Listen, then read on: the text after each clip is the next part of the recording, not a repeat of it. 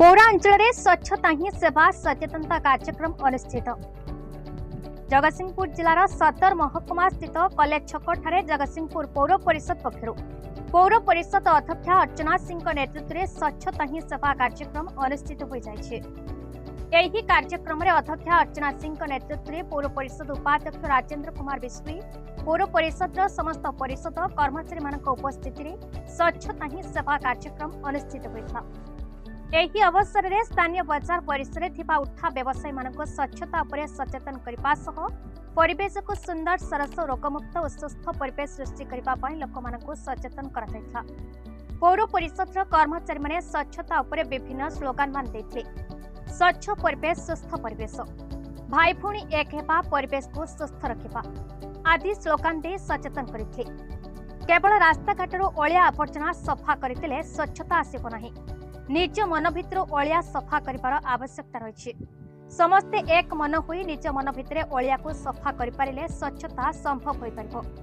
गांधीजी स्वच्छ भारत लक्ष्य को जदि आमे सतरे कार्य प्रतिपादित करबा को चाहुछे ताहले प्रथमे आमे समस्ते स्वच्छ हेबा सह समाज रे समस्त को स्वच्छ रहबा पई सचेतन करिबार आवश्यकता रही।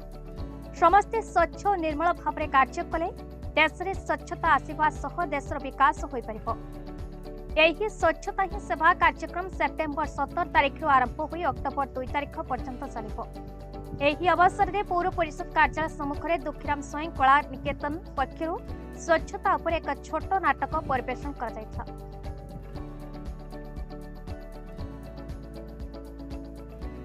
स्वच्छता ही सेवार जो कार्यक्रम रही मुख्यतः स्ट्रीट फूड जो दुकानी मैंने अच्छा जमी एरिया परिष्कार परिच्छन्न लोक मान सुलभ मूल्य देवे खाद्य भल खाद्य देवे बासी खाद्य देवे नहीं एवं जो बर्तमान वर्षा दिन जो मेलेरिया डायरिया सब हमार आशंका रही से प्रथम अवेयरनेस पब्लिक एरिया लोक मैंने अवेयरनेस हे सहित जो मैंने दुकान रोचे से अवेयरनेस निया दरकार जहाँफल आगामी दिन जो बेमारी व्यापुची व्यापार संभावना अच्छी नहब से ध्यान देवे लोक मैंने सचेतन हे लोक मान सुलभ मूल्य भल खाद्य मिले से जहाँकि देखा विभिन्न दुकान मानक डस्टबिन ना डस्टबिन रखुच्च कि आम जो डस्टबिन चाहूँ गोटे गोटे प्रकार बड़ बड़ डस्टबिन रखा से रखुना बाल्टी फाल्टी निज सुविधा मुताबक से डस्टबिन सब रखुच्च।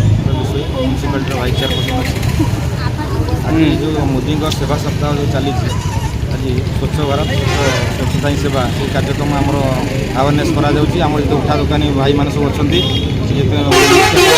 आमर उठा दुकानी जो गुपचुप वाला दहीबरा आमर जो फास्ट फूड चाउमिन दुकान ये सब आम बेसी अवेयरनेस सामिल करूँ कहीं स्वच्छता अवलम्बन करूना से आमर बहुत लोक से मैंने मृत्यु मुखर पड़ुं जो डायरिया हईजा ठार आरंभ कर परिष्कार परिच्छन्न केमी ध्यान देवे केमी सुचारू स्वच्छता अवलम्बन करेंगे से बेसी ध्यान देव से बुझाऊँ जदि ए टाइप कार्यक्रम से किसी न करती डस्टबिन व्यवहार न करती दृढ़ कार्यानुष्ठान निया उचित माने बड़ फाइन करा।